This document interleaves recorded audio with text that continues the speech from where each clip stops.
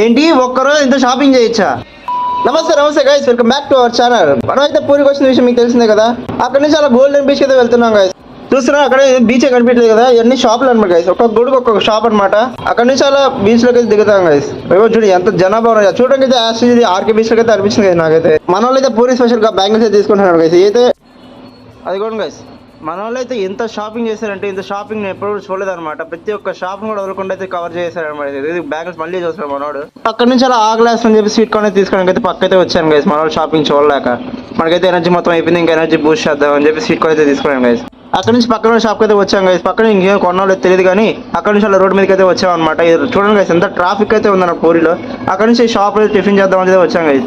Ambulance చూసారు ఎంత బాగుందో, నాకైతే బాగా నచ్చింది. అంబులెన్స్ చూసినప్పుడు నాకైతే అర్థమైపోయింది అనమాట రేట్లు అదిరిపోతాయి అని చెప్పి. అది కూడా గైస్ దోశ తీసుకున్నాం, 100 రూపీస్ బెటర్ అనిపించింది గైస్ నాకైతే. పక్కన ఉన్న షాప్ డ్రింక్ అయితే తీసుకున్నాను guys. That's all for today. Thanks for watching this video. Like చేయండి, షేర్ చేయండి, సబ్స్క్రైబ్ చేసుకోండి. By guys.